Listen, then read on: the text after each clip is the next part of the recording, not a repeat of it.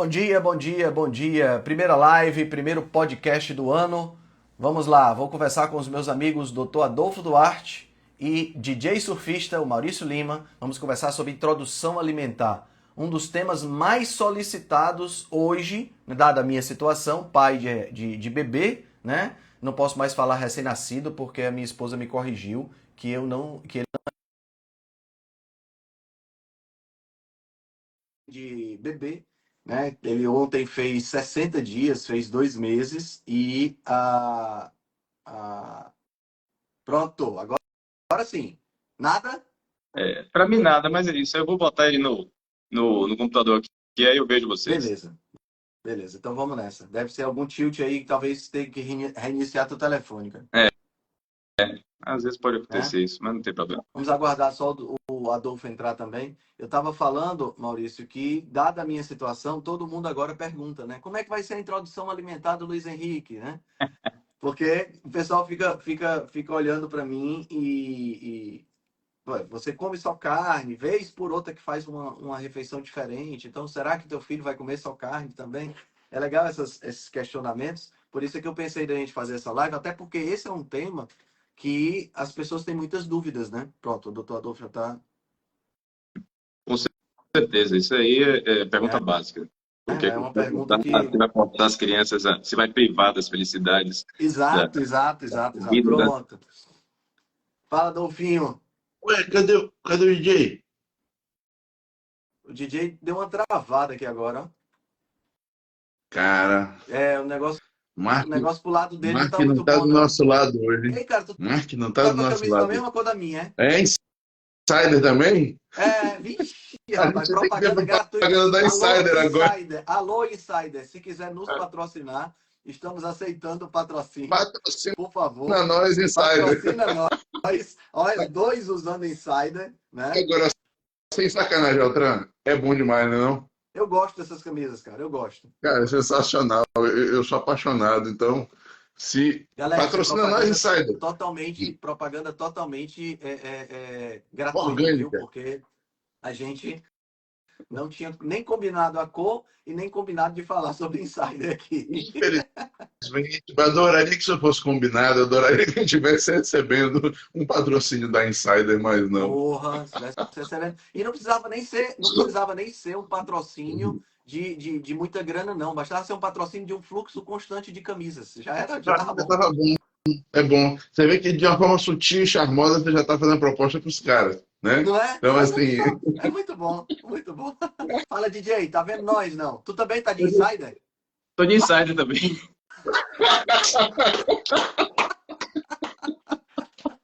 Muito bom. cara, eles Cara, têm que patrocinar nós, velho. Não tem jeito, não tem jeito. Ó, pessoal que está assistindo a gente, pessoal que vai assistir, façam esse podcast chegar até a Insider para a gente ganhar esse patrocínio, por favor.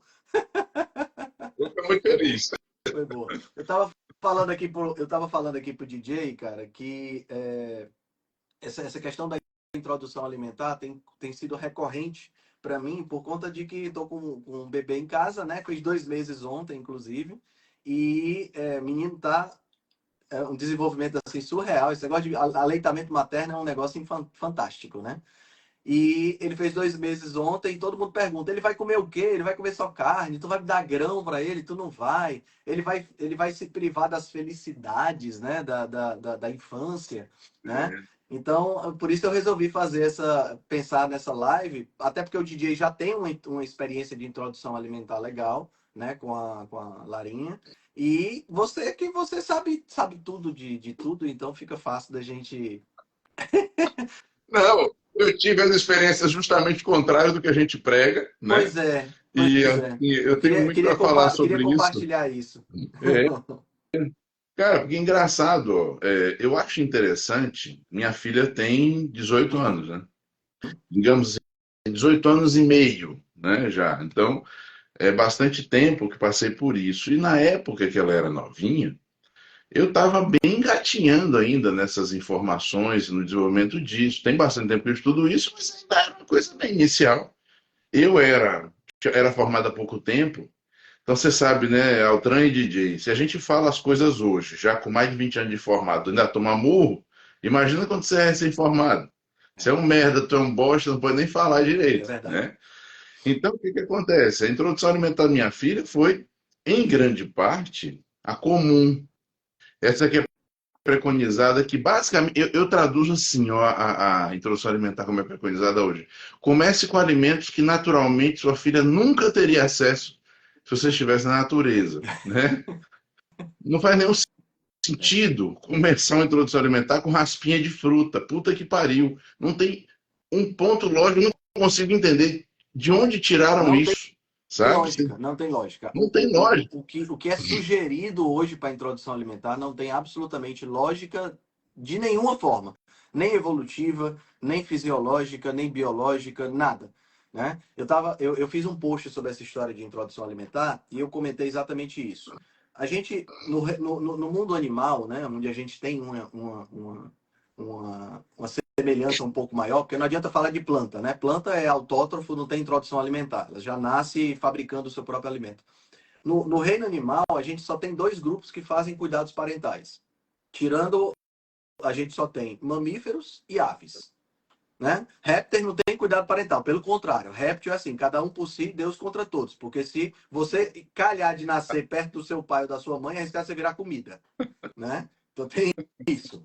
É Né? uma Então tem, fofura demais. é uma fofura, é uma fofura. Então, cuidados parentais são quase que exclusivos a quê? A aves e Mamíferos e mamíferos. As aves. aves, nem todas têm, né? Mas aquelas que fazem ninho e tudo mais, normalmente o que é que acontece? O pai ou a mãe, né? O macho ou a fêmea, ele come alguma coisa, armazena isso no papo, lá no papo, que é um órgão que nós não temos, né? Não temos análogo ao papo.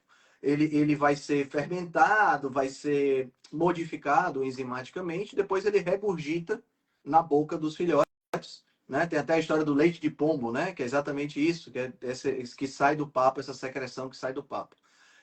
Então, isso é o cuidado parental. No mamífero, é o leite materno. Né? O leite materno, e aí foi engraçado, eu estava uma vez conversando e uma menina disse assim: Henrique, você disse que leite é só o que sai de glândula mamária de mamífero. Quer dizer que baleia tem glândula mamária? É óbvio, é mamífero. Tem e produz leite pra caramba, entendeu? Porque o troço é grande. Né?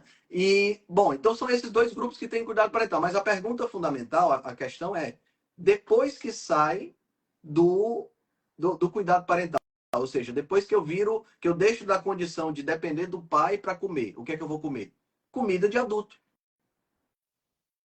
Tá entendendo? Eu não vou comer. O leão não deixa de mamar na leoa e fica pensando, agora eu vou comer grama, porque grama é que é adequado para mim. Não, não vai. Ele vai comer comida de adulto. Tá entendendo? A vaquinha, o bezerro, quando deixa de mamar, ele vai comer grama. Ele não fica. Não tem uma introdução alimentar específica. Ele vai comer direto comida de adulto. Mas nós, seres humanos, como nós adoramos mexer com a natureza e confundir as coisas, a gente acha que criança tem comida diferente de comida de adulto. Não é interessante? É interessante, é errado por definição, né? Você vê que não é muito difícil perceber como tem algo de errado, não está certo, né? E aí você pegou exemplo como o DJ aí, a Tati, que eles fizeram com a pequenininha, eu vou deixar ele falar sobre isso para contar para vocês como é diferente e como é diferente o resultado, né? Mas só para fechar esse tema, quando eu estava falando da minha filha, teve aquela introdução natural. Só que aí eu, como bom cientista maluco, eu fiz algumas introduções paralelas e deu certo. Mas depois a gente fala sobre isso. Fala aí, Mal. Esse descompasso evolutivo realmente é incrível. Tanto que você tem até nos restaurantes que você vai, sempre tem um menu kids. Sempre as versões infantis. No máximo aí eu aceito se for pelo tamanho da porção, né? Sim. Mas não pela diferença dos alimentos, que é a mesma coisa, né? É um ser humano pequeno e, claro, vai precisar de menos comida, mas os mesmos nutrientes. A máquina mesma. Né? Então, começando contar um pouquinho de Larinha, né? Primeiro que a gente já estava fazendo carnívora, a gente começou em 2015, né, a mudança, né? Retrospecto foguete, foi em 2015 a gente mudou para paleo, depois eu fiquei no low carb, tarde cetogênica, e 2017, setembro de 2017, indo para Itália, início do mês, a gente começou a carnívora. Passamos pela Itália sem massa, sem nada, mas enfim. Então, de lá para É cá, um bom momento, cá entre nós, é um bom momento de você começar uma dieta carnívora. Quando você está indo para a Itália, gostei, gostei. Eu passei o final do ano todinho dizendo, pessoal, vocês têm que começar logo. Não espera o ano que vem. O melhor momento para começar é agora. E vocês estão vendo aí que eu estava falando algo que era tranquilo, perto do DJ que resolveu começar uma dieta carnívora antes de ir para a Itália. Mas DJ Tati, o handicap é muito alto, velho. O negócio aí é outro nível, não brinca, não. E a gente foi para a Itália para justamente conhecer Epiope, que era para dar uma olhada lá no Museu de Ansel Keys, conhecer lá uma das Blue Zones, né? Então, vocês chegaram aí em Epiope, foi? Que legal, não sabia não. Fomos em Epiope mesmo. Vimos lá o Museu de Ansel Keys, deu um rolê na cidade. É bem interior, né? Bem roots, mas um lugar realmente muito bonito. Valeu a viagem. Mas enfim, aí de lá para cá a gente continua na dieta carnívora até hoje. É claro que aí depois da larinha, vira e mexe, a gente dá uma escorregada e tal. Na verdade, foi uma transição.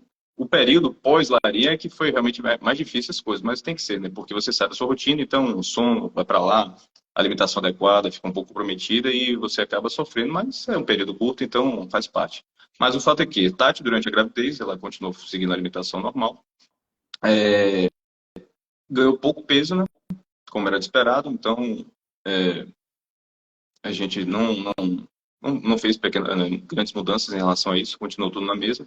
Claro, adicionou algum suplemento ou outro que viu que era pertinente.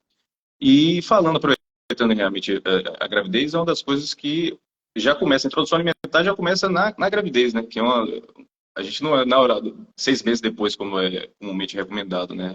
O que a mãe come já está passando para o feto e alimentando ali, construindo sabores e passando os nutrientes para ele. Então é muito importante, tanto que a gente tem os depoimentos de coisas ruins, né? As mães que se excedem em açúcar no segundo trimestre já modifica o desenvolvimento cerebral do bebê. Após o nascimento, se consumir mais açúcar no primeiro mês, já compromete em 24 meses também a parte de desenvolvimento cognitivo do bebê. As que são deficientes de iodo, como a maioria baseada em plantas, também prejudica isso aí. Então, garantir que a mãe está ali recebendo nutriente é garantir que esse bebê já está fazendo a introdução alimentar dele de forma adequada e condicionando o paladar dele para os sabores naturais dos alimentos. Então, é interessante, Jay, só te interrompendo um pouquinho, isso que você está falando é um negócio muito legal, porque as tribos mais ancestrais, elas têm um período de preparação para a gravidez, que é uma coisa que a gente perdeu. Aqui é assim, doutor, eu estou grávida, quais são os suplementos que eu tenho que tomar? Tá entendendo? Então, olha como é um contrassenso, né? As mulheres das tribos tradicionais, elas começam a se preparar, quem diz isso é esse livro aqui, Deep Nutrition. Como é que ele faz isso, Zé? Ô, Mal, como é que ele faz isso? Não é possível, não. Esse cara é um robô. Ele é da Tesla. Se você futucar, você vai achar o símbolo da Tesla aí, não é possível.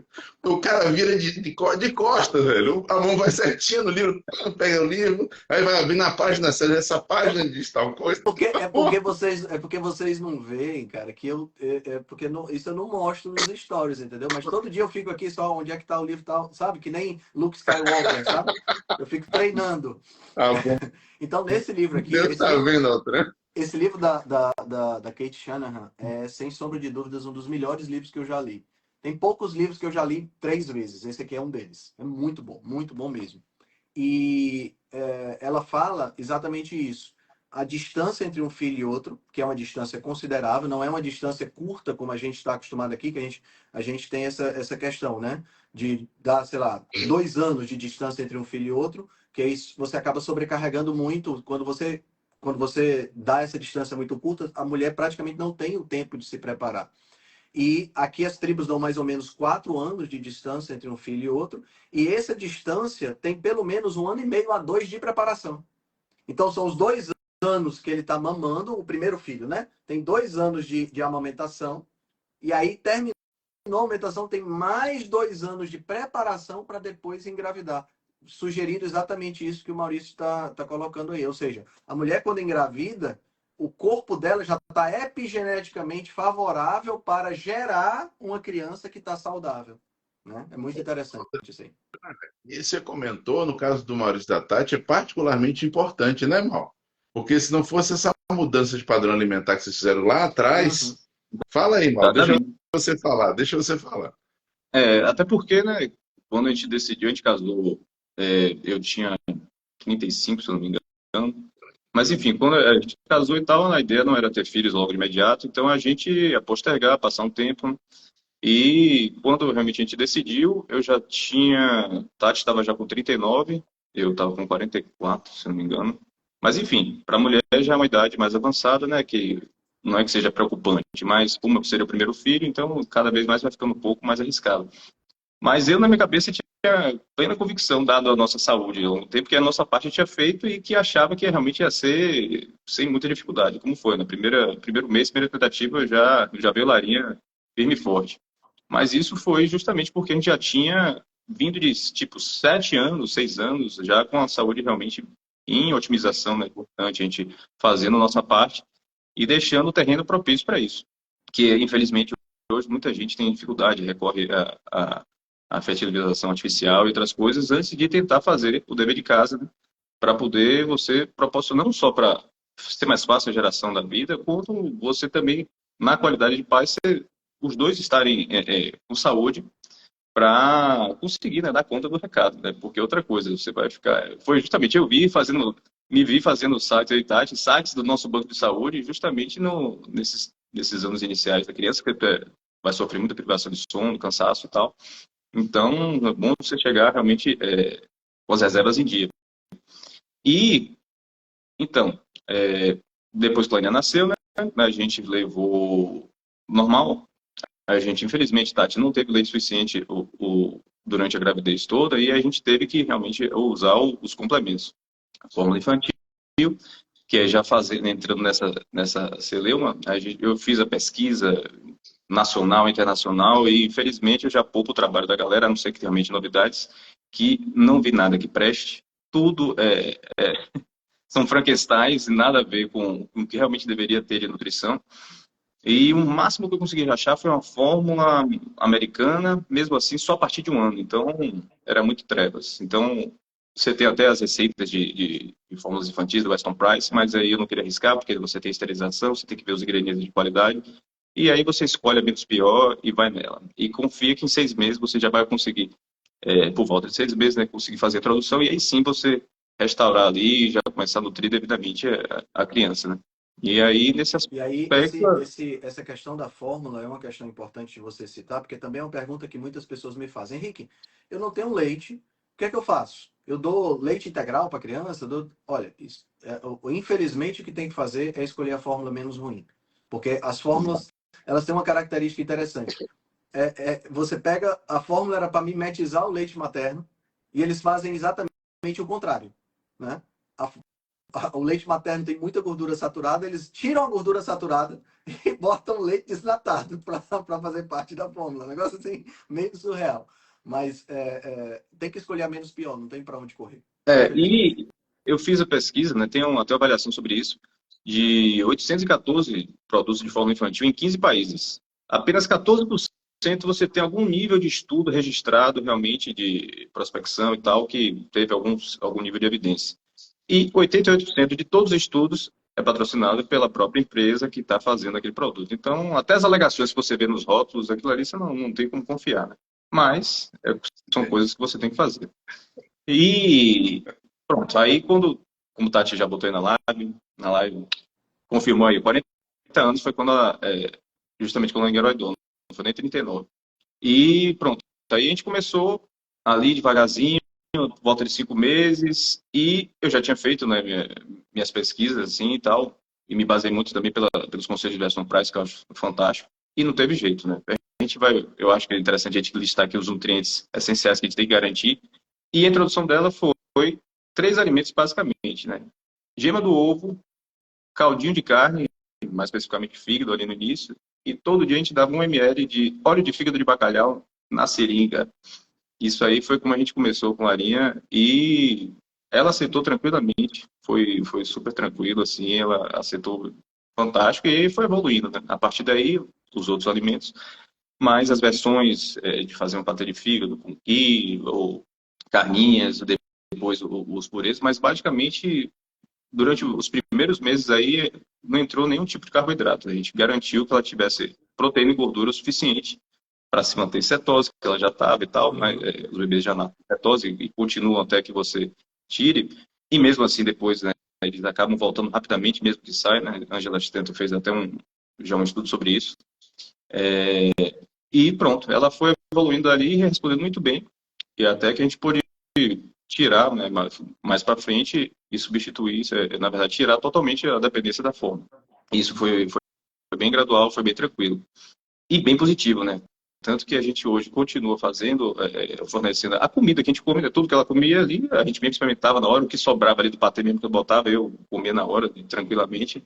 E os resultados são fantásticos. A Larinha fez... Não sobrava nem pro doguinho. Não, claro que não. Larinha está com 3 anos e 7, 3 anos e 7 meses. A gente, felizmente, só esse ano que a gente precisou correr para plantão de hospital agora. Porque realmente não, questão de doenças e tal, não sei o que, não, a gente, graças a Deus, não sofreu com isso. A saúde é muito boa e o crescimento, a gente já mediu, Tati vai ficar para baixo, porque ela deve chegar perto da minha altura pelo aqueles cálculos que a gente faz estimativa. Então, um crescimento ok, movimento bom. Enfim, a nossa experiência foi fantástica, né? A gente mantendo sempre a maioria as refeições mesmo que a gente considera, né, as 3 e tal, sempre, a maior parte do pratinho é alimentos de origem animal, e bota alguma coisa que ela gostasse, que aí o gosto vai mudando, né? Às vezes é o abóbora, às vezes é o quiabo, às vezes é o cenoura, ou uma batatinha e tal. Mas você vai olhar, é justamente o contrário, né? Tipo 80-20 de bicho para planta. Isso porque, claro, no início não, a gente queria garantir mais, até porque quando ela logo nasce, a criança está com o paladar da mãe, né? Do que ela consumiu. Então, Larinha não tolerava muito quase nada doce. De fruta, então, recusava quase tudo, né? Tirando abacate ali que ela gostava e tal. Limão ela gosta até hoje, até de chupar. A gente fazia guacamole para ela gostava. Então, esse paladar aí, ela manteve muito, né? Hoje em dia que ela já aceita a maioria das frutas e tal, ela é bem, assim, mais seletiva, mas é uma coisa que não se perdeu, né? Ela tá bem afiada, né, com os instintos delas e com a saciedade também. Ela não pega nem mais uma colher. Ó, já estou pronto aqui, não né, você pode ficar ali, por mais que seja até um alimento que ela goste, esses sinais a gente conseguiu preservar e só tem dado certo desde então. Legal, legal demais. Tem uma pergunta, DJ. Deixa eu fazer um comentário sobre uma coisa que o DJ falou, que é muito importante. DJ, você comentou sobre o fato que hoje muita gente busca a fertilização, né? E, de fato, isso cresce muito. Mas, por experiência no próprio consultório, a gente já, entre aspas, salvou, né, um monte de casais apenas fazendo o ajuste alimentar. Porque um dos maiores problemas que o pessoal tem hoje para conseguir engravidar é justamente o hiperinsulinismo, que leva a manifestações tipicamente de ovário policístico. Então, na hora que você corrige para uma low carb, não vou nem radicalizar tanto. Se for para uma low carb bem feitinha, em geral, já melhora muito a chance. Se for para uma cetogênica, então nem se fala, né? E eu já vi lá no consultório, a gente tem mais de 40 bebês que a gente ajudou assim, né? Fazendo esses ajustes, fazendo a suplementação da mãe, também para poder favorecer, né, a gestação. E com relação à fórmula, engraçado isso, viu, Mal? Porque lá atrás, quando a minha estava pequenininha, como falei, né, não tinha os conhecimentos que a gente tem hoje. Então, na minha inocência, eu fui corrigindo as coisas como? Com whey protein e com ômega 3 DHA. Então, eu corrigia o teor proteico da mamadeira, né, usando uma whey boa, e eu pegava a cápsulazinha de ômega 3 DHA, furava, chegava na boquinha dela. As primeiras 2 vezes ela fazia. Da terceira em diante, hoje ela pega a cápsula de ômega 3, bota no dente e estoura. E não acha ruim. Interessante. Fantástico. Interessante. E Eu Adolfo, estudei o jeito que eu pude na época e deu certo. Adolfo, em relação também a esse tratamento que você sugere, né, e consegue para os casais que estão expostos, você tem na literatura já respaldado mesmo. Tem vários aqui, mas eu lembro que eu separei aqui, eu tenho um de 2018, que foi feito uma dieta cetogênica com as mulheres com síndrome de ovário policístico, e foi um estudo pequeno, né, mas com 4 delas, todas elas com várias irregularidades. Ao final do estudo, todas perderam peso, regularizaram a menstruação, e 2 engravidaram tranquilamente, sem efeitos colaterais, sem nada. Então, você tem até as evidências disso aí em relação antes, né, quando você está tentando engravidar. Tem os estudos também durante a gravidez, tem gravidez paleo, um estudo de 2019, que garante, foi feito sem problema nenhum, sem intercorrências, com menor variabilidade glicêmica, menor anemia, enfim, só resultados positivos em relação a isso. Porque outros, na gravidez posso ficar sem comer carboidrato. Não, não tem evidências que você precisa comer carboidrato. Ao contrário, você tem as evidências de mães que fizeram cetogênica ou low carb, ou até mesmo a paleo, e com resultados positivos durante a gravidez e pós-gravidez também, né? Esses estudos demonstram que as mulheres, até um ano depois, elas conseguem recuperar o peso mais fácil. E o risco de diabetes gestacional despenca também. Então, se quiser ir atrás, mas isso é maluquice, dieta modo, tem as evidências, tá tudo no meu site lá, na hashtag lá de gravidez, que você pode conferir que isso aí já foi testado e sem problema nenhum. E até os bebês também já nascem cetose, e tem as evidências dos estudos com os bebês de epilepsia, que tem que dar aqueles remédios anticonvulsivos, né? E já compararam a dieta cetogênica com os remédios, e a dieta cetogênica é igual ou superior aos remédios, sem problema nenhum. E teve um estudo que a mãe que não queria parar de amamentar, ela aumentou a gordura na dieta dela, fez o equilíbrio, o leite ficou super mais calórico, 134%, e o bebê entrou em cetose e acabou as convulsões. Então, você tem uma série de evidências, né, fora as pessoas que já testaram os depoimentos, né, que garante em relação a isso, que não é loucura e que é super tranquilo, na verdade, se demonstra ser bem mais benéfico, né, para aquelas que conseguem ou optam por isso. Voltando um pouquinho, eu queria comentar uma coisa que você comentou em relação a essa questão da gravidez, né, das pessoas que têm dificuldade de engravidar. Também tem alguns bebês, né, que vieram para conta por conta disso, por conta só da correção alimentar, mas o que eu quero comentar é exatamente como a nutrição tradicional, a medicina tradicional, ela está contaminada. Essa semana agora teve uma amiga da minha esposa que veio aqui fazer uma visita e ela está tentando engravidar. Ela fez 2 tentativas de fertilização in vitro e não foram bem sucedidas. E você sabe que fertilização in vitro já é o último recurso que normalmente as pessoas tentam. Ela não é uma pessoa obesa, ela aparentemente não tem nenhuma questão de insulina, certo, Adolfo? Mas já ela tem algum problema intestinal que não se sabe exatamente o que é. Inclusive, fizeram aquele teste que engole uma cápsula com a câmera, sabe? E perderam a cápsula dentro dela, tá lá até hoje, a câmera tá guardadinha lá. Oi? Pois é, não saiu, não saiu. Mas Sério? não sei. O que eu acho interessante, cara, é o seguinte: ela fez então essas 2 fertilizações e não deu certo, né? Isso é uma coisa que demanda muito da mulher, a gente sabe disso, né? Demanda não só fisiologicamente, porque a dose de medicações e hormônios que tem que ser tomadas para induzir o estado específico não é legal. E, além disso, ainda tem o pedágio, né? Ainda tem a cobrança emocional, que é muito grande. No caso dela, ainda foi uma questão assim mais complexa, porque o beta deu positivo, tá entendendo? Positivou depois da fertilização, mas aí quando foi ver não tinha nada. Quer dizer, então emocionalmente é muito pesado. E aí ela tá seguindo a dieta da nutricionista. E aí assim, a nutricionista disse: olha, seu corpo está muito inflamado, a gente precisa desinflamar o seu corpo. Por isso eu vou lhe passar suco detox 3 vezes por dia. Não, ela começou até bem. Você tem noção de que essa pessoa está tomando 3 vezes por dia suco verde feito com couve, com espinafre, com essas coisas todas, A gente chama para de suco intox, desinflamar o né? corpo. É suco Ela tá intox. tomando um suco intox, É, né? é. Cara, isso me deixa tão triste, sabe? Porque assim, a pessoa tá no combo da fertilização, né? Porque ela tá, a nutricionista é a nutricionista da clínica, onde ela tá.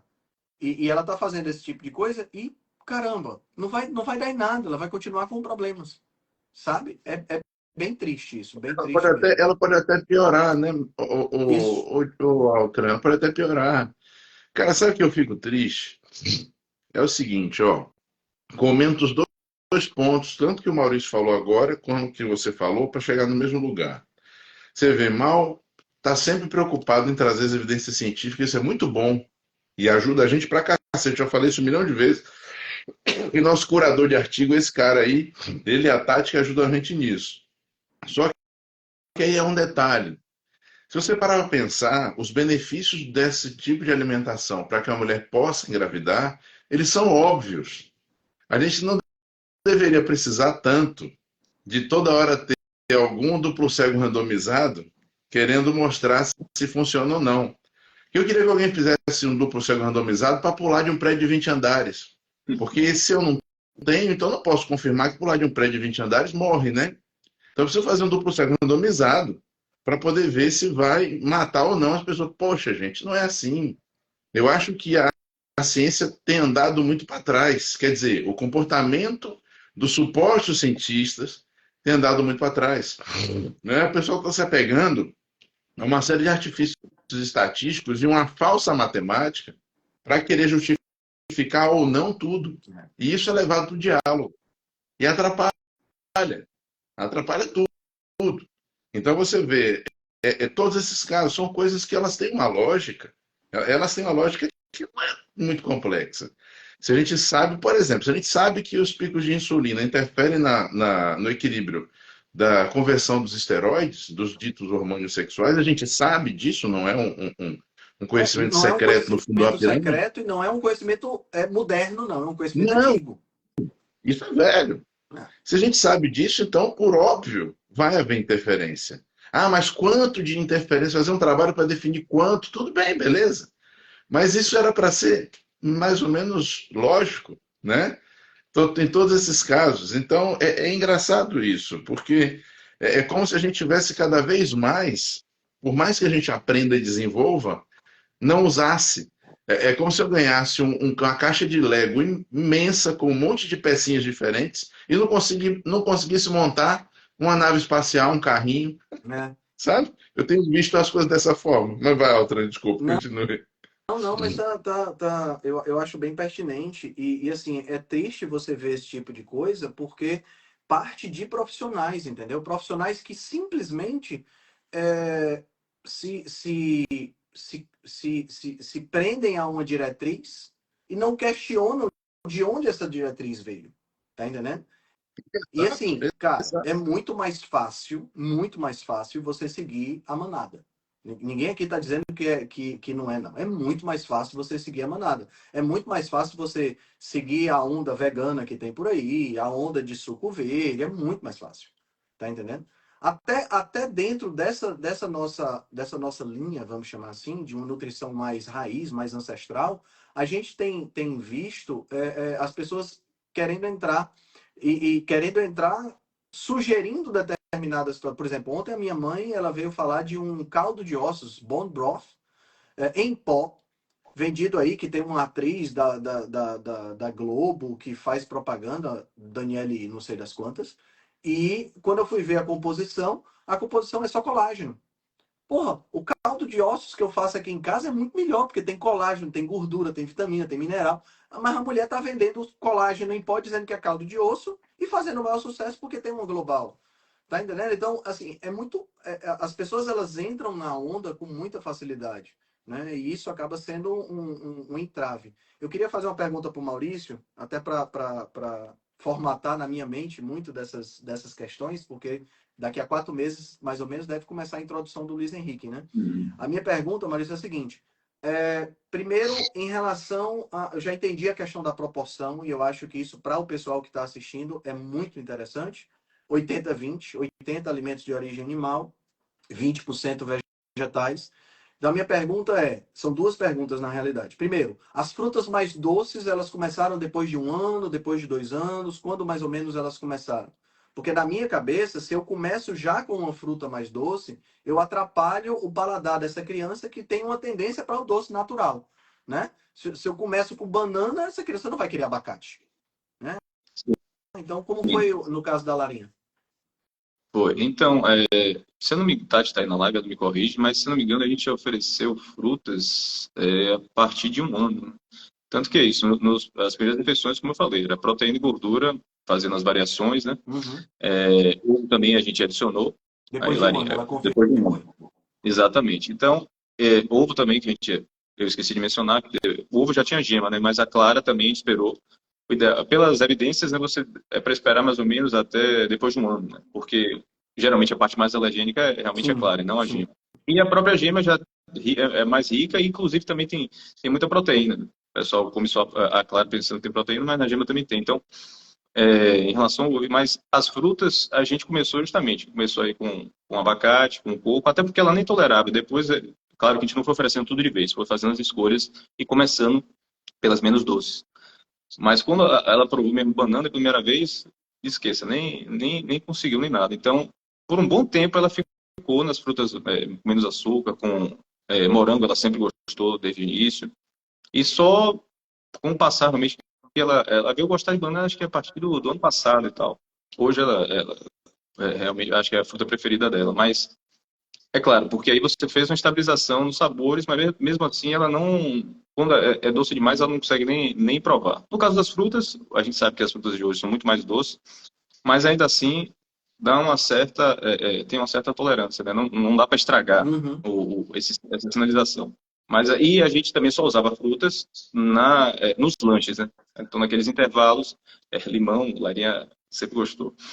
E a gente usava as frutas isso. Na hora da merenda, um lanchinhozinho, okay, aí pronto. Via sempre alguma fruta, essa é que era oferecida como os lanches. A gente nunca botou como parte da refeição, ou fazer as papinhas de fruta com vegetais. Isso aí não rolava. Na hora da comida, era comida mesmo, igual a nossa. E os lanches, ou comida fora de hora, aí sim, a gente fazia o uso das frutas, para poder não justamente estragar. E, pelo visto, não comprometer nada. E ela não sente falta de nada. Na verdade, ela, hoje em dia, ela fez o primeiro exame de sangue esse ano e ela sai você sai tem que fazer em jejum, tranquilo, já que ela dorme quase 12 horas, né, direto. E aí ela chega lá, recebe aquele saquinho de biscoitinho com o pós, né, exame de lanche, todo bonitinho. Aí ela, mamãe, deixa eu ver aqui. Aí foi abrir, botou em cima da mesa, na copa da clínica, aí, esse aqui tem açúcar, esse aqui tem glúten, e esse aqui também tem açúcar. Então, ela lá não come nenhum desses, mamãe. Aí as pessoas que estavam do lado lá, como é isso? Ela já sabe, lá na escolinha teve a festa infantil, e aí uma avó, dia dos avós, uma avó de um dos alunos foi fazer levou lá para fazer o bolinho com todo mundo, servir. Quando chegou na vez dela, não, a Larinha não come açúcar. E aí o suco de uva no dia do exame, acho que foi isso que a Tati está falando. E ela mesma hoje já entende, né? Porque a gente vai falando, ela sabe, você chega na fila do mercado, ela quer levar as compras, não, minha filha tá pesada, ela não tá pesada não, eu como carne e ovo, proteína, e ela, automaticamente, de ouvir isso aí, ela já consegue categorizar vários alimentos com proteína e gordura e já tá tendo a noção, ó, carboidrato demais engorda, proteína ajuda e tal. Ela já tá percebendo esses conceitos só da repetição, né? Depois é claro que ela vai entender as conexões, Sim. mas desde pequena aí já vai fazendo e ela não vai passar pelo estresse que todo mundo passa de uma alimentação convencional e depois faz a mudança. Então ela já vem comendo bem e não vai ter essa preocupação em relação ao peso, e a saúde com certeza vai ser melhor, vai fluir melhor, coisa que a gente tem que fazer depois, né? Sofrendo um pouco mais para poder o emocional quando já está enraizado, né? Porque a alimentação da gente é emoção, não tem jeito, as lembranças que atraem. Então, quando vem na festa de aniversário, ela termina de cantar parabéns, quer brincar e não quer comer o bolo, aí às vezes a gente oferece, deixa lá, minha filha, você quer provar alguma coisa que ela vê assim? Ela via de regra não quer. Mas uma vez ou outra que ela provou, ela só faz tocar no lábio e ela diz, não, ela já mesmo já nega. E aí Essa a era, gente também não vai forçar nem essa era a nada. minha outra pergunta. Como é que fica no caso do introdução alimentar maravilhosa como essa? Como é que fica? E essa é uma pergunta que chega muito para mim, né? Eu até já respondi em caixinha de perguntas. Como é que fica a questão, por exemplo, de alimentos que contêm glúten, como pão, ou um arroz, ou um feijão? Que assim, se você pensar arroz, feijão, embora a gente saiba que não são alimentos adequados biologicamente para a gente, né? Porque não podem ser ingeridos crus, né? Mas, assim, não deixam de ser, entre aspas, naturais, né? De certa forma.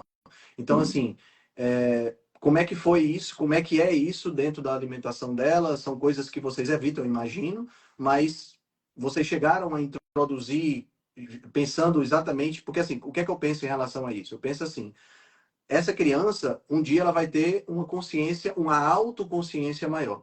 E vai chegar um momento que ela vai dizer assim, DJ, fala sério, como é que tu tem um apelido desse? Eu vou comer o que eu quiser. Entendeu? E aí ela vai decidir, né? Ela vai decidir o que ela quer comer. E assim, espero que ela decida continuar nesse estilo alimentar, que é maravilhoso. Mas imagina que ela diz assim: ah, eu não quero mais isso, eu quero comer agora miojo. E com, sei lá, 18 anos de idade. E ela nunca comeu trigo na vida. Na hora que ela botar esse miojo na boca, meu amigo, com 18 anos de idade, vai dar um revestrez, inclusive um revestrez ruim, né? Imagino que possa acontecer isso. Então, talvez ela ter pelo menos experimentado para ter uma noção e para o pai ter uma noção do que é legal, do que é que não é, do que é que ela tolera e do que é que ela não tolera, talvez um pouco mais cedo. Como é que é isso? Eu sei, ela só tem 3 anos até agora. Ela já chegou a ter esse tipo de experiência? Não chegou? Você pretende que ela tenha? Como é que fica isso?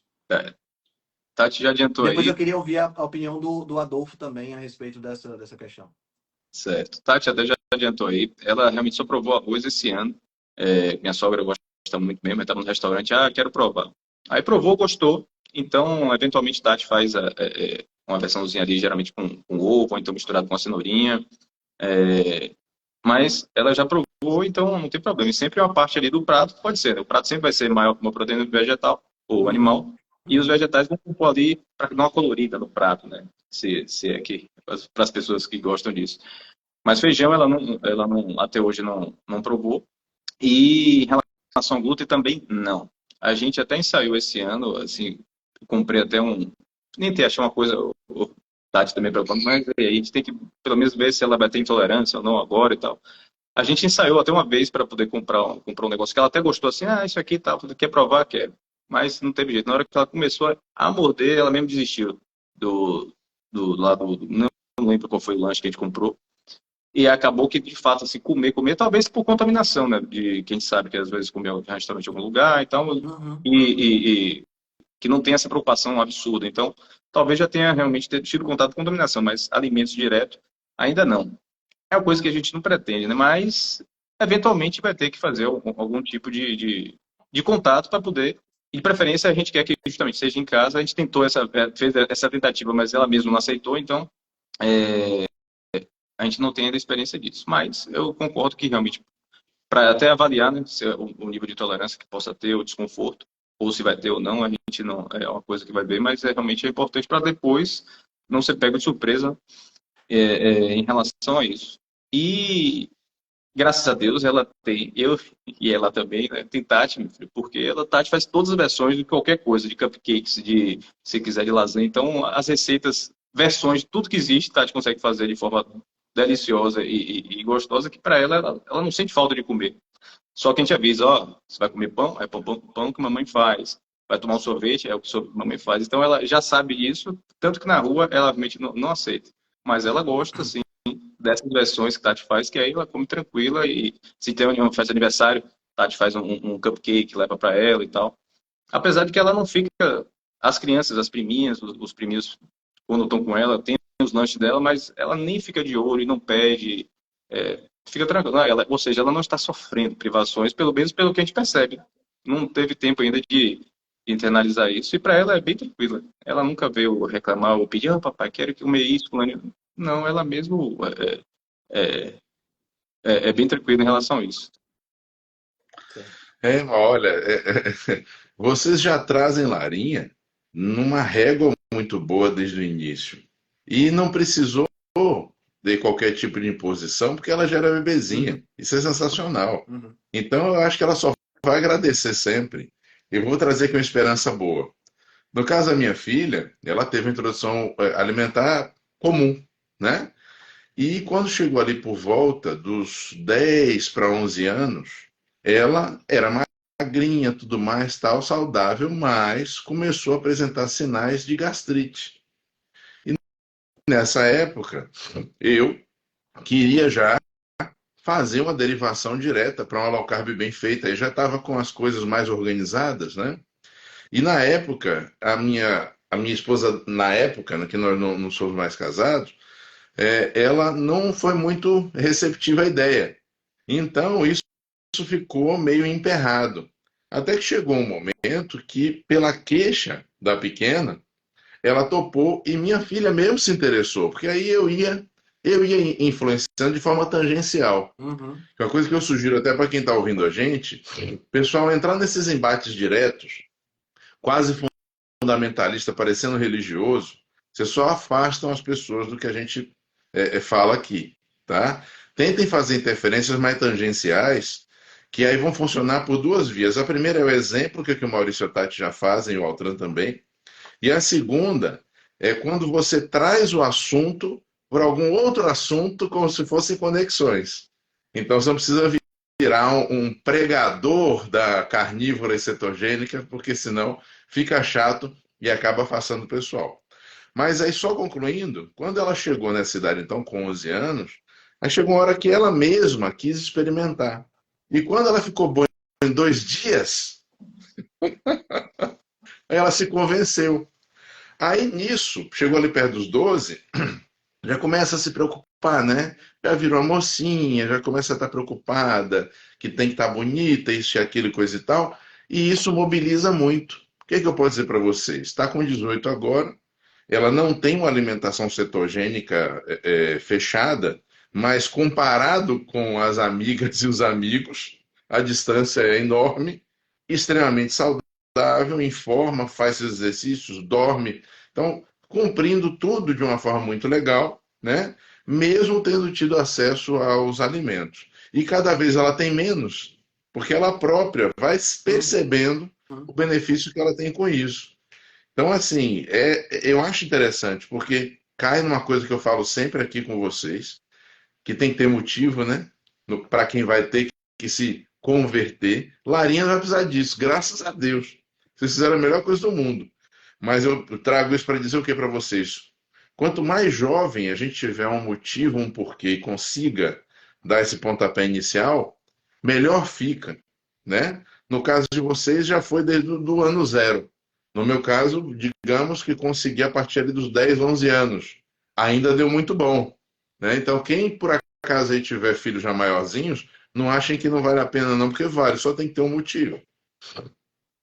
Entendi. Deixa eu te perguntar, o que eu queria perguntar para ti, Adolfo, é em relação a essa história de experimentar determinados tipos de coisa, já prevendo a perspectiva de uma reação mais pesada caso não experimente. Você acha isso prudente? Você acha que isso deve acontecer? E se sim, a partir de que idade? Isso é inteligente, né? Até porque a gente não tem como garantir, principalmente na escolinha, que as crianças não vão ter contato com as coisas. Vai acabar tendo, né? E a partir de que idade? Eu não faria isso antes de 6 meses, eu não faria talvez antes até de um ano, por uma questão de maturação do sistema imunológico, mas só por isso também. Certo.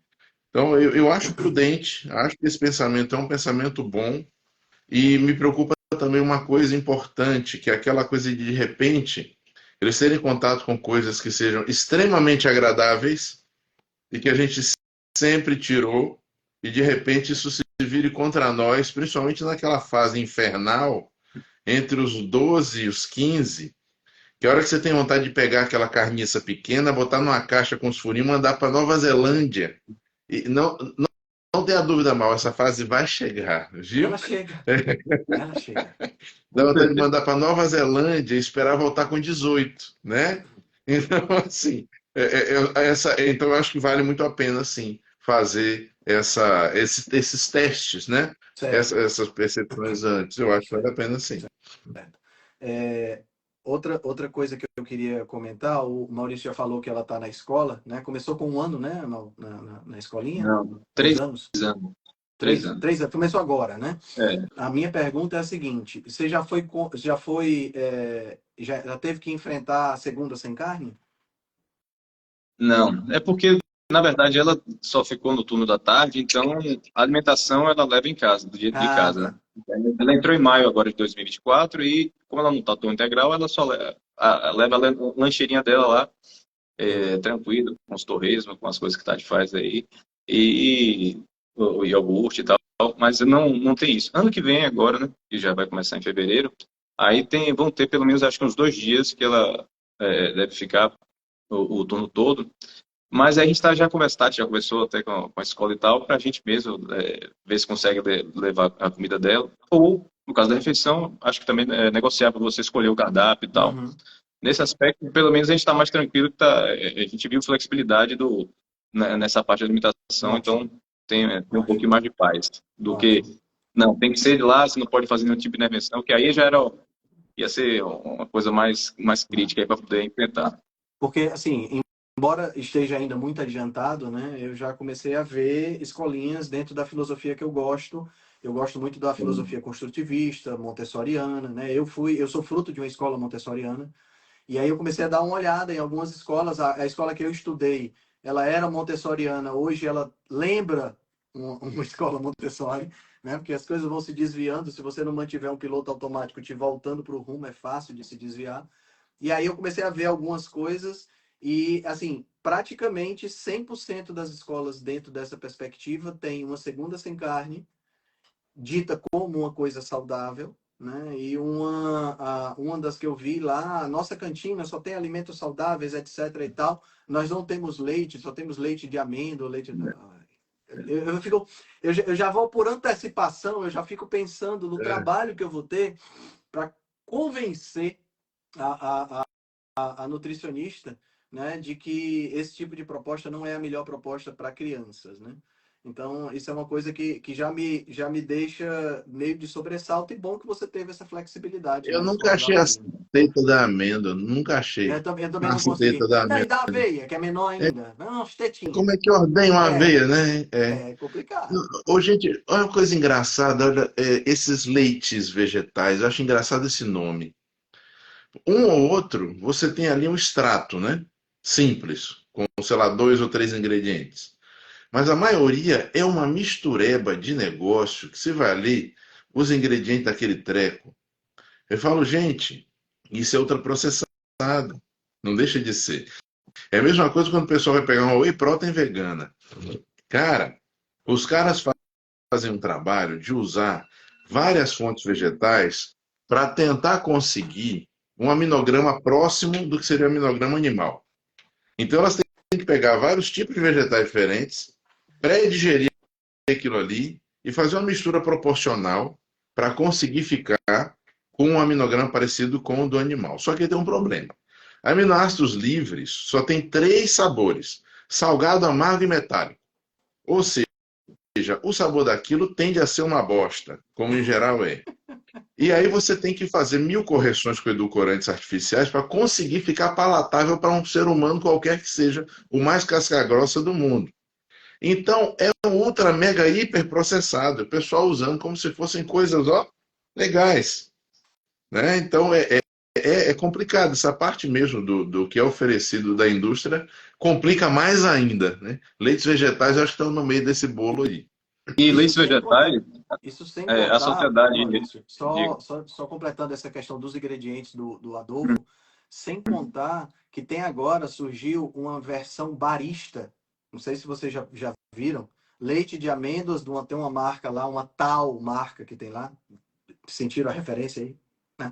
Uma tal marca, que tem uma versão barista que é um leite de amêndoas mais cremoso para você botar no café, para fazer aquelas desenhozinhos no café e tudo mais. Sabe como é que o leite fica? Sabe como é que o leite, entre aspas, fica mais cremoso? Porque tem acréscimo de óleo de girassol. Ah, que legal. É muito Pensa no bom. troço, meu amigo. Puta merda, Pensa no cara. negócio. É isso. É difícil. Até para a recomendação desses leites vegetais, se você for olhar para os conselhos mundiais, isso aí é mais tradicional, pelo menos. Né? A Sociedade Americana mesmo de Gastroenterologia Pediátrica condena totalmente bebidas vegetais. Aí lista a série de deficiências nutricionais que você pode ocasionar na criança. Diz que frisa que não tem nada a ver com leite de vaca, são dois alimentos totalmente diferentes. No Reino Unido também, na Europa, tem lá as organizações que, enfim, eu não procurei e não achei nenhum local que, no máximo, ele aceita com muitas ressalvas, assim, mas nenhum recomenda definitivamente. E todos recomendam contra o leite vegetal e também a dieta baseada em vegetais para as crianças, né? Dado a extensa lista de evidências negativas com bebês e crianças. Em contrapartida, até o USDA recomenda a carne como o primeiro alimento de introdução mais adequado. Então, até isso aí, pelo menos, até o mainstream é mais coerente com o que a gente vê na prática, né? É impressionante isso. Eu acho É talvez mesmo, interessante. a gente menos de doido. Eu acho talvez interessante, eu tinha listado aqui alguns nutrientes que não poderiam faltar, né, Cara. na introdução que a criança tem que garantir, né? Eu vou só listar, mas a gente pode até comentar rapidamente sobre qualquer um. Gordura, que aí você pode entrar, né, falar um pouco como você já mencionou, do DHA e da importância dele na fase inicial, né, de crescimento neurológico, das conexões. Colesterol que você não tem nas fórmulas, você tem esteróis, né, fitoesteróis das plantas, mas não tem o colesterol, isso aí, pessoal, é demonizado. Inclusive na gordura, né, o ácido linoleico também tem estudo avaliando as mães que tinham mais ácido linoleico prejudicavam até a cognição dos filhos. Vitamina A, vitamina B12, colina, ferro M, zinco, vitamina D. Inclusive na pediatra mesmo, na época que eu fui, você tem um padrão de suplementação de 400 miligramas, né? 400 miligramas, o quê? 400 UI, unidades internacionais.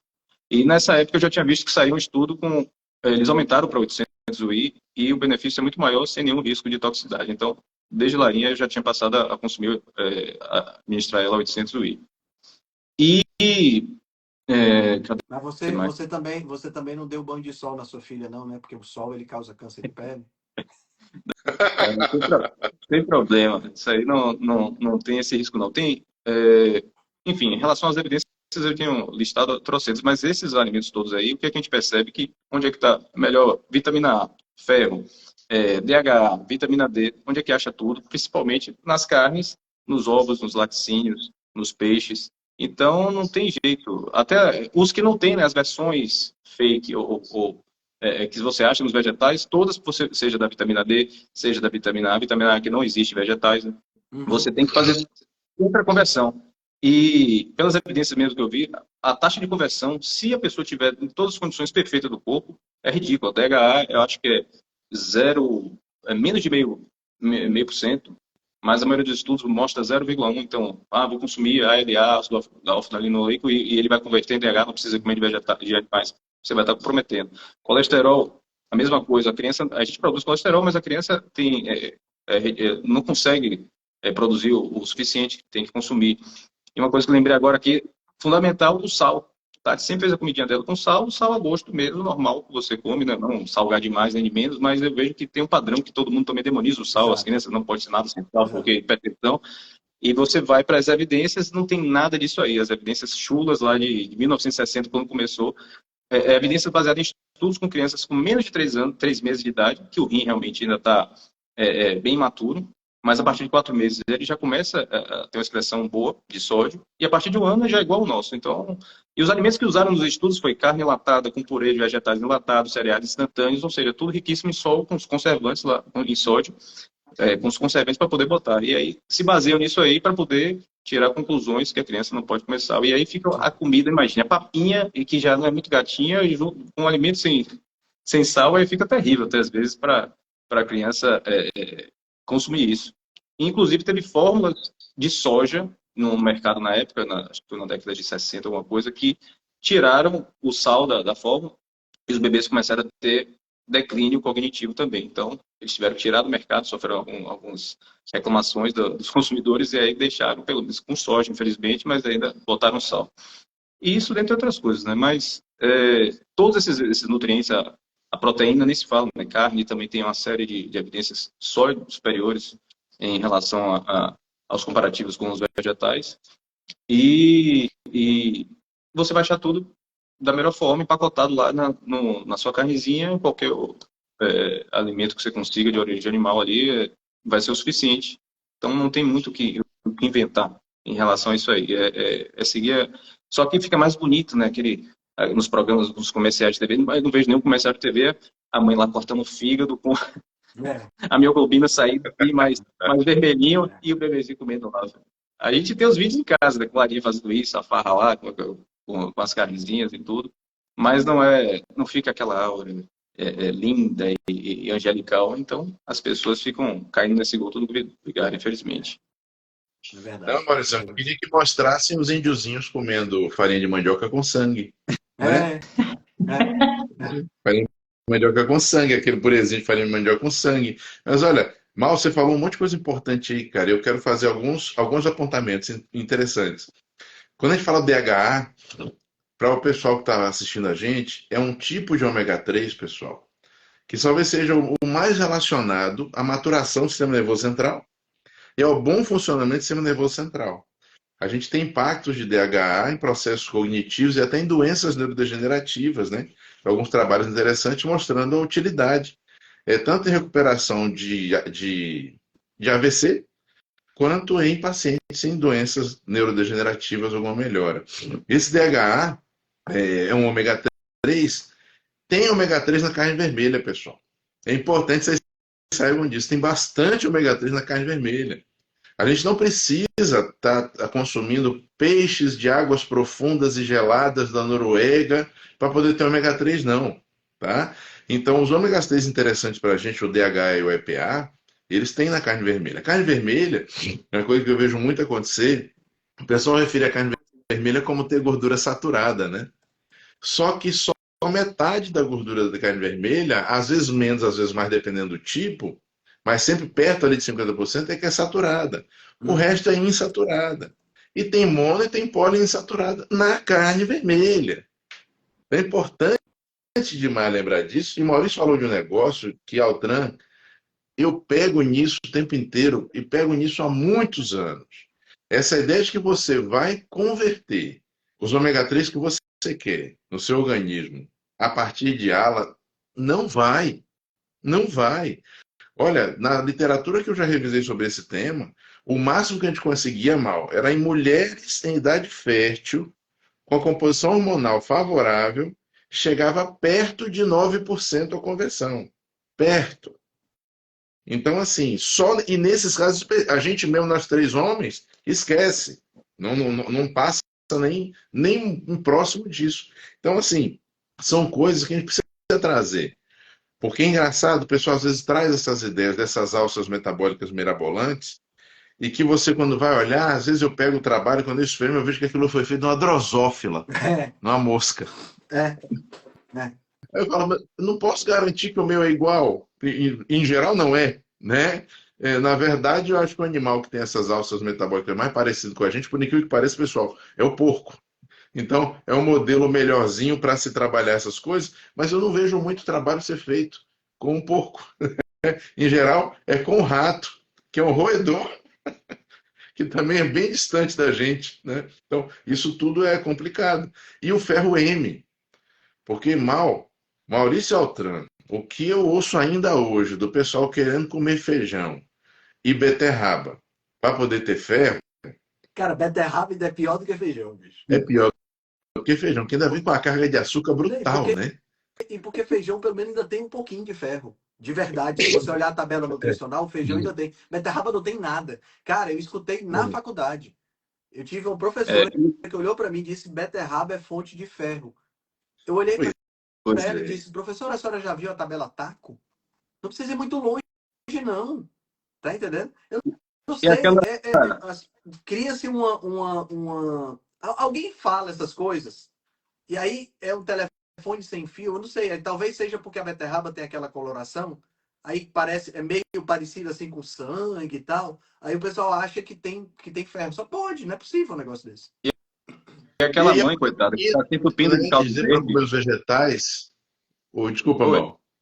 Eu ia comentar, estamos aproveitando isso. A mãe que está lá se entupindo de suco detox, suco verde. Não, mas é de espinafre, então tá cheio de ferro. Ela esquece que vem uma carga excessiva de oxalatos, que não só inibe o ferro, como vai garantir pedras nos rins para ela. Então, não tem jeito. O feijão vai ter um pouquinho de ferro, claro, vai ter também. Na verdade, ele tem muito ferro, mas a gente não absorve, né? Ácido fítico, os outros alimentos têm ferro, tem fibra, então todos vão vir com os antinutrientes que você não vai conseguir pegar esse ferro. E as taxas de conversão são realmente ridículas, pô.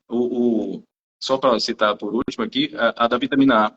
85 gramas de fígado, para equivaler em relação à vitamina A, você precisa comer 2 quilos de cenoura. Então, são coisas surreais. Não tem como. Não tem esses atalhos aí, as substituições delas Não, por elas. Maurício, se você é muito radical, comer 2 quilos de cenoura é muito fácil. Sabe o que eu acho pior? O que eu acho pior é o seguinte, pensem comigo. Eu estou ali consumindo um vegetal, certo? Digamos, vamos radicalizar o pessoal quase do crudivorismo aí. Eu estou consumindo um monte de tecido celular com estruturas de celulose, que eu não tenho nenhuma enzima que digira aquilo. Aquilo vai acabar rompendo em parte pelo próprio processo de hidratação dentro dos sucos e líquidos todos que vai passar, mas nem em parte. Outra parte vai ter efeito de fibra, que pode ser benéfico ou não, dependendo do caso, né? A gente já discutiu isso aqui várias vezes. Não existe essencialidade. Pode haver benefício para usos específicos, mas não existe essencialidade.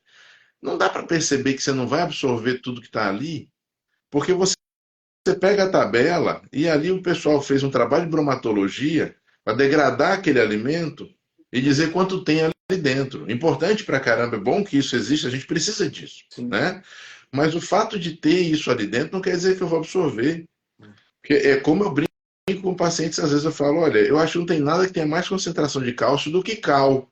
Então você vai comer cal, vai na loja de material de construção, vai comer cal, e aí você vai se suplementar de cálcio. Bom, não é assim que funciona.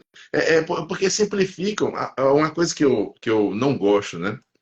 Quando o pessoal pega informações científicas e simplifica a um nível tão simplificado que imbeciliza. Exatamente. E fica errado. Né? E a Esse é o informação problema. fica equivocada. Que é errado, Exatamente. exatamente. Exatamente. E teve Isso um é um estudo que foi perigo. feito, Adolfo, em relação a isso aí, teve um estudo que foi feito na Finlândia.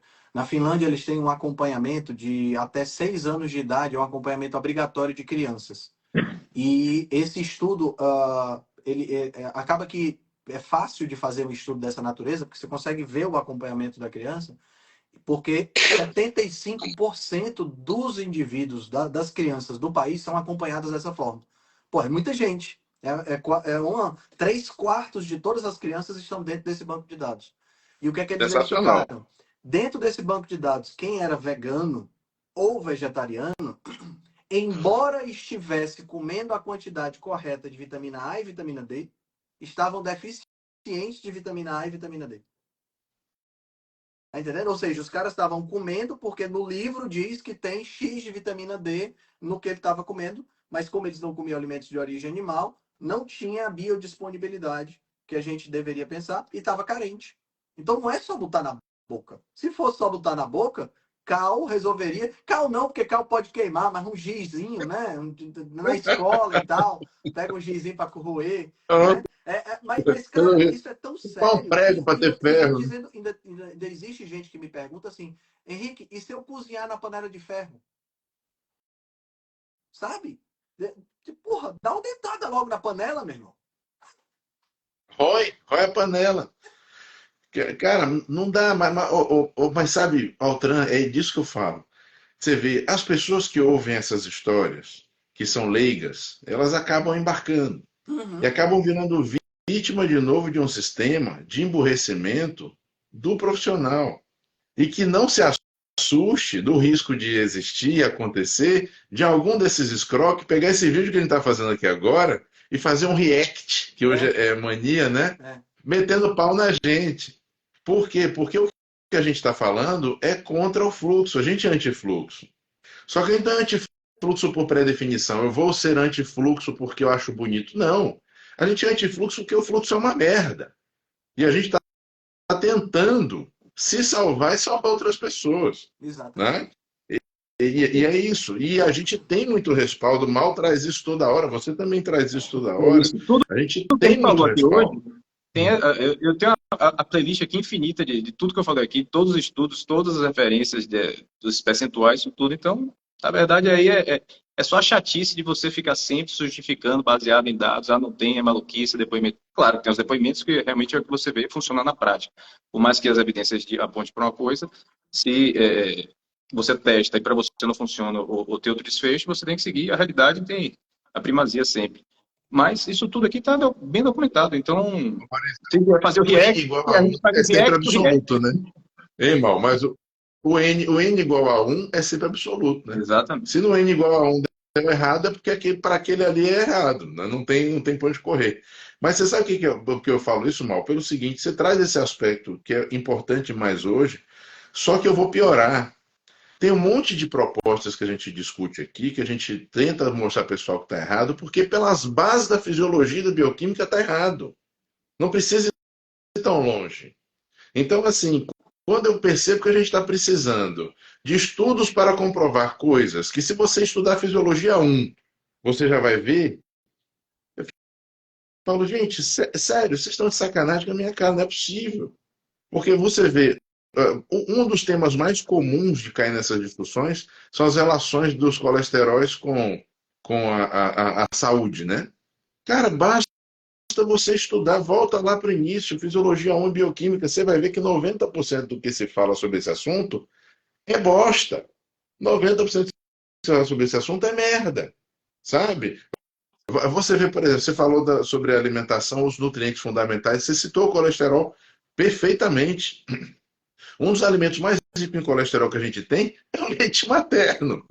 Então, porra, gente, não é tão difícil. As nossas células todas produzem colesterol, produzem, só que dá um trabalhão, é um custo enorme. O custo é Se alto. a gente consegue dar um suporte alimentar, porque o desenho, o design do projeto foi feito para ser assim, é muito melhor.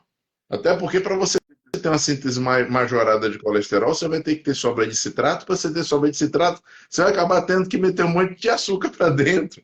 Então, assim, são questões mais ou menos lógicas.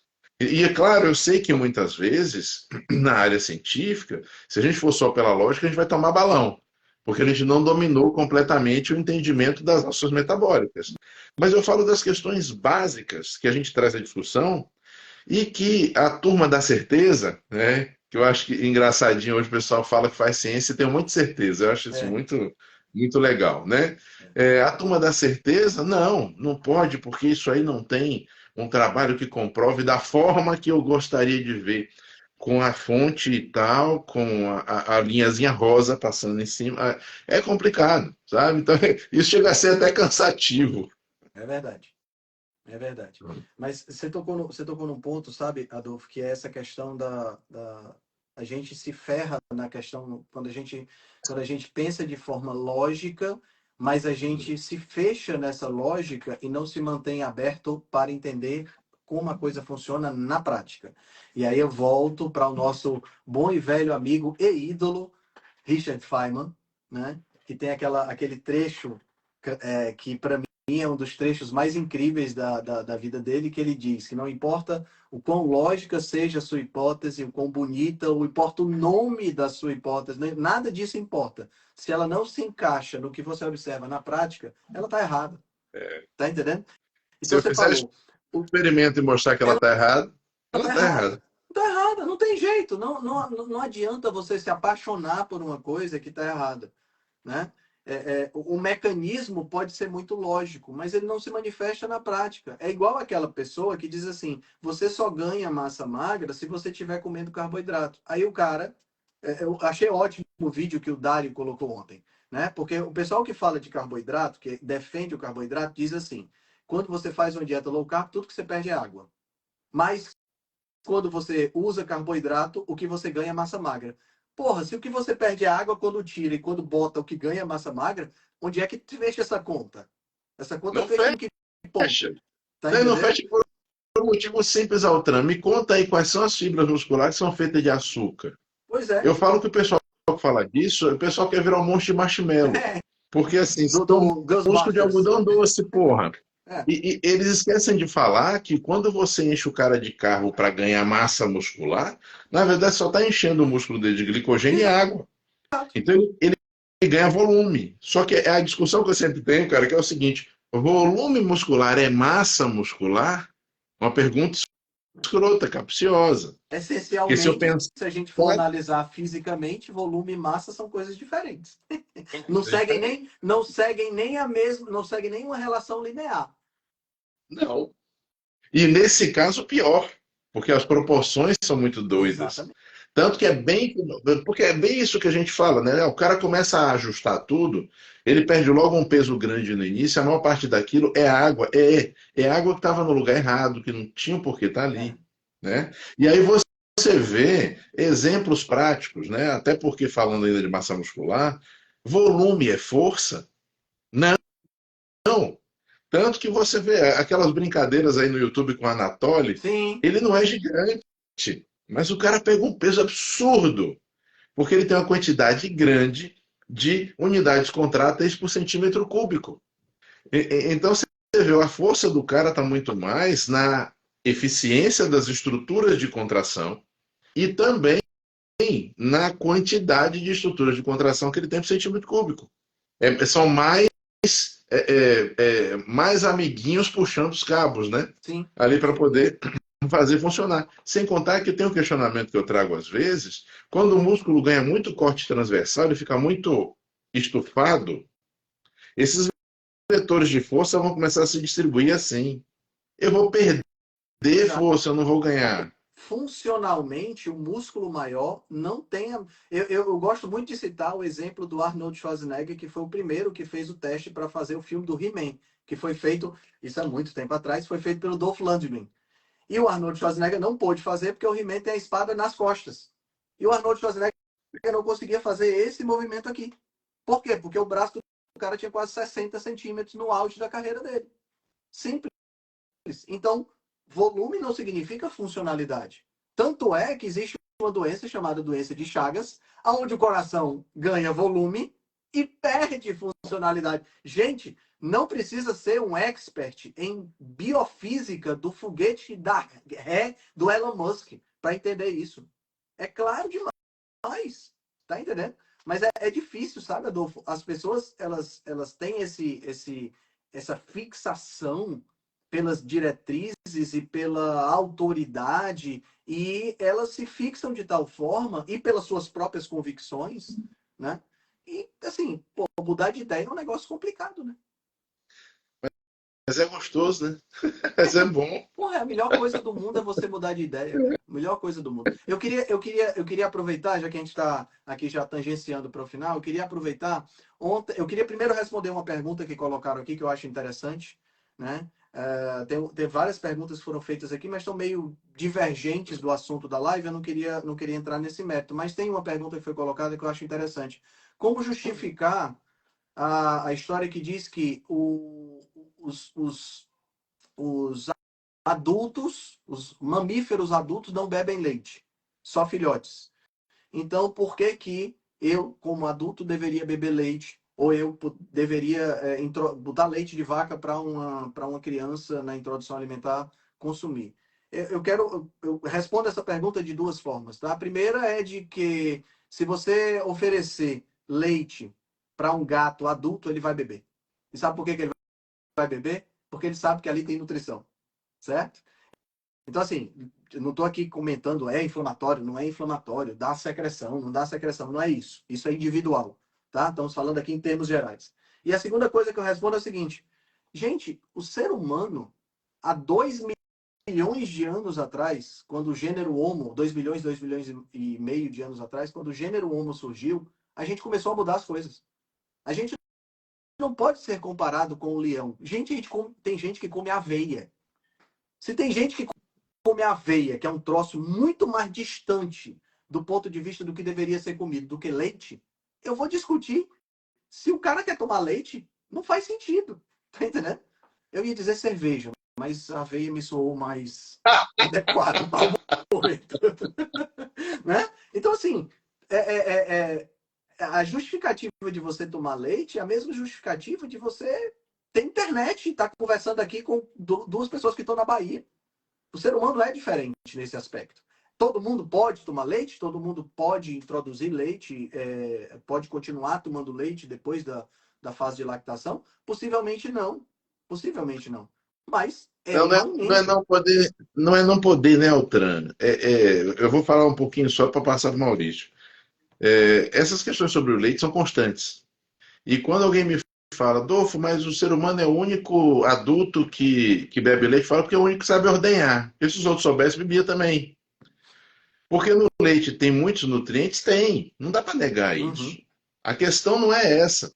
A questão é, se eu ordenho uma vaca aqui e tomo o leite dela do jeito que sai, é totalmente diferente de fazer um sistema de pasteurização, diluição, misturar mais muita porcaria ali dentro, botar na caixinha longa-vida, que ninguém questiona, né, como é que aquela carniça vai funcionar, cheio de verniz por dentro, tomar aquilo e dizer que aquilo é leite. Aí já virou sacanagem. E aí entra em que situação? Você vai ter aquele problema do fracionamento da caseína no processo digestivo, que é lento, e o fato de que pedacinhos dessa caseína ao longo do processo digestivo são ruins para a gente e são ruins para todo mundo. E as intolerâncias à lactose, qualquer adulto tem de 10 a 25% de intolerância à lactose no mínimo. Isso é livro de fisiologia básica, não é opinião minha. Tá? E aí vai ter problema. Ah, mas eu quero tomar leite. Toma leite, pô. Sabe? Toma leite. Se você puder tomar o leite cru, é melhor. Aqui no Brasil, infelizmente, como a gente tem um Estado tremendamente paternalista, né, ele não nos permite fazer coisas que são arriscadas para a gente não, e todo mundo enche a cara de cachaça no dia da festa. É uma merda isso. Assim, se a gente tivesse acesso ao que de Fortaleza, Casa do Sertão, vende leite cru, tá? Graças a Deus. Quem tiver acesso, pessoal. 2 litros para mim, tô tão feliz. Maravilha. Às vezes eu ganho, Altran, de paciente que produz. Então, assim, se a gente tiver acesso a leite cru, aí sim, pessoal. Eu digo para vocês, consuma. É um negócio cheio de nutrição. Agora, realmente, o treco que a gente compra no mercado é um pouco mais complicado, né? O que você acha, Mal? São dois alimentos diferentes. O leite cru é totalmente diferente do que você compra do leite em pó, leite longa-vida e tal. Inclusive, né, se você parar, quando os humanos começaram a consumir leite, não existia leite zero lactose. Então, a gente foi se adaptando a isso. E outra coisa é que tem os micro-organismos ali vivos, as bactérias no leite, né? O leite é um composto vivo, né? O leite cru. Que automaticamente, já fizeram testes em relação a isso, pessoas que têm tolerância, mas se tomar leite cru, às vezes não tem. Porque no próprio leite já vem os organismos. Exatamente, as enzimas que favorecem você a digestão. Então, por isso que algumas pessoas conseguem até tolerar quando é leite cru. E Larinha mesmo, a gente teve... ela consome até hoje, desde quando a gente começou a apresentar para ela o leite, a gente comprou leite em pó, que foi o que a gente achou, de cabra. A gente conseguiu achar de cabra e iogurte também de cabra. Então, na verdade, os laticínios de leite de vaca foi até bem depois, assim, porque pelo menos a caseína 2 é menos inflamatória, no caso, e fora que o sabor também eu acho fantástico. Ela também gostou, então, os queijos de leite de cabra, a gente é super fã. Ela gostou, cara. Quando bebo leite de cabra, eu acho que eu tô lambendo o bode. Pois é, a gente... É um sabor realmente mais forte, mas ela consome até hoje e adora. Eu vou dar uma segunda chance, E a gente usava esse de cabra em pó, porque na verdade é isso, você tem que escolher o menos pior e não ficar tão bitolado. Já que não tem a opção ideal, você vai ver qual é a que vai se encaixar. Claro. E em relação a consumir o leite ou não, é isso. Essa seria a melhor opção. A outra é mais pelo paladar, né? A lembrança que você tem desde criança, como é aquele sabor gostoso, e os laticínios em geral são todos muito, muito, muito gostosos. Eu mesmo sou um que consigo engordar comendo laticínios porque não tenho filtro para isso aí. Então, é um dos efeitos negativos que eu acho, iogurtes, queijo, você consegue comer em excesso porque as morfinas ficam ali coma mais, se é gostoso. E o objetivo é esse, justamente. No leite é você, o bezerro, sempre ter aquele prazer para você consumir de novo. E com a gente não é diferente, né? Então, Tem maturidade para comer isso. Exatamente. Então, se eu tiver acesso ao leite puro, com certeza eu consumo também. Mas se eu consumiria todos os dias, eu acho que não. A menos que eu estivesse também realmente fazendo jus a esse uso, né? Porque vem uma carga calórica e também tem o açúcar e tal. Para os fisiculturistas é excelente, eles usavam muito isso no passado para ganho de peso. Mas, enfim, aí você tem que saber realmente o uso. Mas eu não condenaria, longe disso. Eu acho engraçado. Alimento de origem animal, para você condenar algum, só se realmente a pessoa tiver alguma condição muito crítica. Eu acho engraçado que nós somos tão interessantes em relação a essa história do leite. Eu tô com leite sendo produzido diariamente em casa, né? A minha esposa tá lactando muito, né? Ela teve dia aí de ordenhar 80 ml. Um negócio assim, bem interessante. Só que, assim, como ela ainda está 100% em casa, a gente ainda não teve necessidade de dar o leite para o Luiz Henrique ordenhado. Então, ela ordenha, fica guardado, a gente está aguardando para treinar, porque esse negócio de dar de colherzinha não é um negócio fácil, né? E, porque eu pretendo não usar mamadeira de início, né? Mas aí aconteceu de vencer, entre aspas, um leite que estava no congelador. E minha sogra estava aqui e tal, e eu fui tomar o leite. Meu amigo, foi assim, uma sensação de nojo. Parecia que eu estava tomando vômito, entendeu? Gente, a gente tem nojo de leite materno, que é o leite da nossa espécie, tá entendendo? E não tem nojo do leite de caixinha. Qual o sentido que tem isso, né?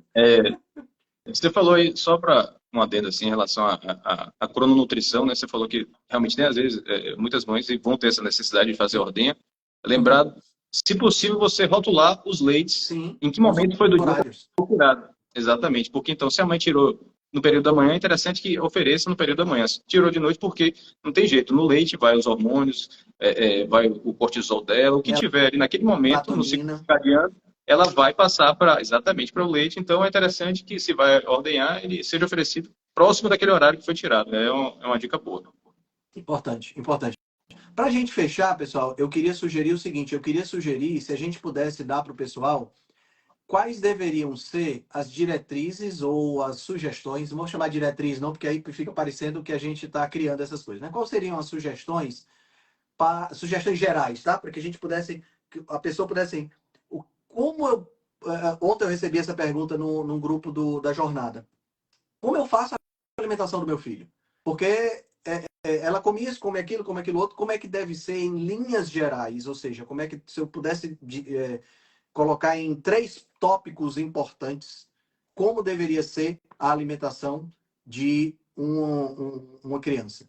Aí eu respondi para o cara o seguinte, eu queria que vocês comentassem e complementassem. Eu respondi, número 1, eliminar ultraprocessados. Então, a alimentação de criança não deve ter ultraprocessados. Número 2, proporção correta dos alimentos no prato. Pelo menos 70%, eu coloquei lá, 70% alimentos de origem animal, 30% alimentos de origem vegetal. E número 3, não oferecer grãos até pelo menos 1 a 2 anos de idade. Essas foram as três coisas que eu coloquei lá. Vocês sugerem mais alguma coisa? Comentam em cima disso que eu coloquei? Altran, eu coloco aquela regra que para mim é a regra fundamental, né? Se não é possível ser comido cru, não é comida. Boa. Então, se usar essa regra, principalmente para as crianças, eu acho que vai acertar bem mais do que errar. A proporção, é engraçado nós 3 trabalhando com proporções parecidas, né? Você falou em 70, o Mal fala em 80, eu falo em 75. Você é tão meio termo. Não vem, não. Foi coincidência. Mas, assim, essa questão da proporção ela é muito importante. Extremamente importante. E aí tem um ponto, que para mim é um ponto muito importante, depois do aleitamento, quando a gente já estiver realmente na introdução, é ter o cuidado de oferecer alimento quando houver demanda de alimento. Então, não entrar naquela forçação de barra de que tem que comer porque está no horário, porque é hora de comer e tal. né, é a questão de ter a demanda do organismo, a fome, vamos chamar assim, para que você ofereça. Então, eu ficaria mais ou menos com essas 3 ideias aí, né? Eu diria isso aí. Maurício, algum comentário? Eu concordo aí com tudo e acho que tem que ser o mais simples possível também. Então, eu só faria questão de realmente eliminar óleos vegetais de qualquer tipo, né? Se você for olhar a composição que você está comprando, não tenha nenhum tipo de soja, girassol, canola e afins. Isso aí eu acho fundamental. E o açúcar, que a gente sempre tem ele como vilão, na verdade, tudo tá na dose, né? Em relação ao açúcar, a gente sempre comeu coisas doces e teve contato com açúcar, diferente de óleos vegetais, que é um Frankenstein. Mas aí a quantidade realmente que tiver presente nas frutas, nos alimentos, açúcar adicionado definitivamente não. Mas o que tiver presente, isso aí eu não vejo problema. E comprar e oferecer o mais próximo do natural dos alimentos, né? O que a gente comprar no açougue, na feira, na peixaria, é o que vai dar sem preocupação. Sendo que a maior proporção, justamente a gente falou aqui de percentuais, mas a maior proporção sempre, pelo menos nas refeições, que seja de origem animal. Então, pronto. Tanto que na hora, não quero comer mais nada. Então, coma mais, só a sua parte do... Pode deixar aí a batata, a cenoura, não sei o quê, mas garanta aí que você está consumindo proteína e gordura, que é o que mais importa. Então, baseando nisso aí, acho que é o mais simples e que vai funcionar para todo mundo. Boa. Eu estou anotando aqui, porque eu vou colocar na descrição da live essas diretrizes. Eu acho que ficou show de bola. Galera, que papo maravilhoso esse. E, assim, me surpreendeu positivamente a quantidade de pessoas assistindo a gente. Desde o início, a gente chegou aí quase 80 pessoas no pico, mas mantivemos aí 60, pelo menos, pessoas assistindo. Então, maravilhoso a gente ter feito uma live às 6 horas da manhã e a gente ter aí essa quantidade de pessoas. Muito bom. Só a gente para fazer essas lives 6 horas da manhã, né? Fala sério. Fala sério. Os caras com a cara Conta inchada, comigo. meu amigo, fazendo live 6 horas da manhã. É só marcar que eu estou aqui. Eu acho que a gente pode fazer essa live, né? Se bem que o Maurício está de férias agora, né? Eu não sei como é que é a questão do trabalho, mas eu acho esse horário um horário maravilhoso pra gente fazer live. Eu gosto de fazer live esse horário. A minha cabeça Ótimo, funciona então tem que melhor de acertar manhã. o dia De da noite ela semana. vai. Acertando o dia da semana tá ótimo. Não sendo o dia de levar minha filha na faculdade, tá tudo certo. Show de bola. Show de bola. Meus amigos, muito obrigado. Um excelente ano para nós. 2025, 45 ao quadrado, não sei se vocês perceberam, né? 2025 tem uma série Quadrado perfeito. Quadrado quadrado perfeito. perfeito. Tem uma série. O próximo quadrado perfeito, se eu não me engano, é 2116. Então vai ser o único da nossa vida. 2016. Tá? Então Exatamente. aproveitem esse ano quadrado perfeito, porque vai ser um ano muito bom pra gente. É isso aí. Show. Pessoal, um feliz ano novo para vocês, viu? Bom estar aqui falando com vocês. Querendo ou não, a primeira live do ano, então, feliz ano novo, né? É isso aí. E obrigado aí por mais essa oportunidade de estar com vocês conversando. Quiser marcar esse horário, para mim tá tudo bem. Obrigado a todos que assistiram, viu? Valeu. Prazer. Sempre é um ótimo bate-papo de conseguir levar informações, né, baseado no que a gente tem estudado e o que tem testado, né? Espero que tenha sido útil para a maioria das pessoas. E o horário também, para mim, tá bom, mas aí, claro, quando começar a trabalhar, a gente tem que terminar esse, tentar fechar em 1 hora para poder não se estender assim, né? Porque a gente que hoje tá tranquilo, mas o horário bom também, né? Eu não. Tudo combinado dá para fazer um acerto aí sem problema nenhum. E Valeu. Insider patrocina nós, Insider. Isso, lembra Insider de patrocinar a gente. Tá valendo. Valeu, galera. Bom dia. Valeu, pessoal. Um abração. Tchau, tchau. Tchau, tchau.